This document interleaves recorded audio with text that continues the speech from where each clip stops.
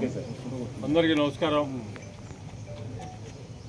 ఈరోజు నేను వైఎస్ఆర్ కాంగ్రెస్ పార్టీకి రాజీనామా చేస్తున్నాను. ముందుగా జగన్మోహన్ రెడ్డి గారికి ధన్యవాదాలు తెలియజేస్తా ఉన్నా. శాసనమండలి సభ్యత్వం ఇచ్చినందుకు ఆయనకి ధన్యవాదాలు.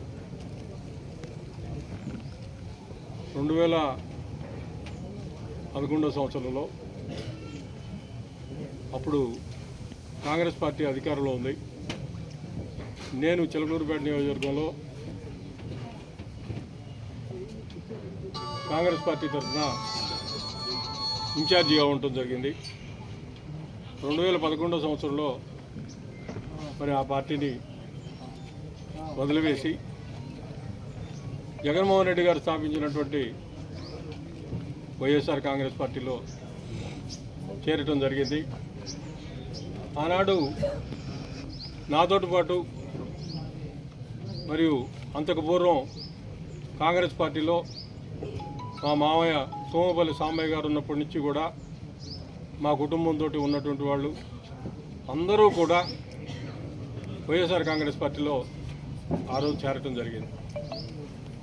మరియు అధికారం 2009 నుంచి 2014 దాకా కాంగ్రెస్ పార్టీదే. కాంగ్రెస్ పార్టీని వదిలి వెళ్ళటానికి ఆ రోజు ఎవరు కూడా నేను చెప్పిన మాట అందరూ కూడా విన్నారు. అందరం కలిసి ఆ రోజు ఆ పార్టీలోకి వెళ్ళాం.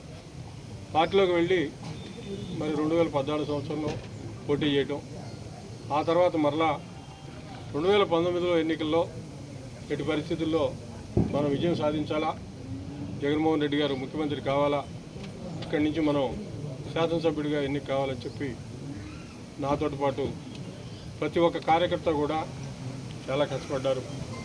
పార్టీని బాగా బలోపేతం చేసుకోవడం జరిగింది.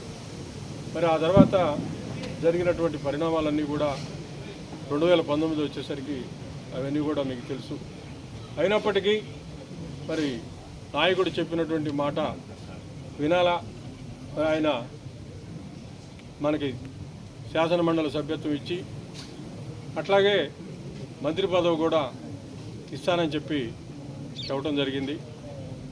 మరి ఆ రోజు ఉన్నటువంటి పరిస్థితి అయితే నేను 2011 నుంచి దాదాపుగా మరలా ఉమ్మడి గుంటూరు జిల్లా విడదీసి పార్లమెంటరీ వైడ్గా అధ్యక్షుల నియామకం చేసేటంత వరకు కూడా నేనే గుంటూరు జిల్లాకి అధ్యక్షుడిగా ఉండటం జరిగింది.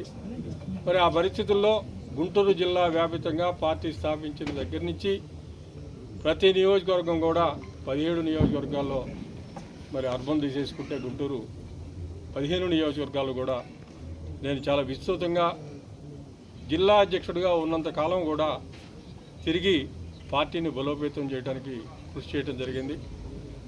వైఎస్ఆర్ పార్టీలో ఉన్నటువంటి ప్రతి కార్యకర్త కూడా జిల్లా వ్యాప్తంగా నాకు అన్ని రకాలుగా సహాయ సహకారాలు అందజేశారు. జిల్లాలో ప్రతి ఒక్కళ్ళు కూడా నేనంటే అభిమానంగా ఉన్నారు. మరి 2019లో ఎట్టి పరిస్థితుల్లో పోటీ చేస్తాం, గెలుస్తాం అనేటువంటి వాతావరణంలో వేరే వాళ్ళకి టికెట్ ఇస్తానికి నాకు మంత్రి పదవి అని చెప్పి చెప్పడం జరిగింది. నాకు 4 గోడల మధ్యలో చెప్పటమే కాకుండా మరి ఇక్కడ చిలకలూరుపేట బహిరంగ సభలో కూడా ఆ విషయాన్ని ప్రకటించడం జరిగింది.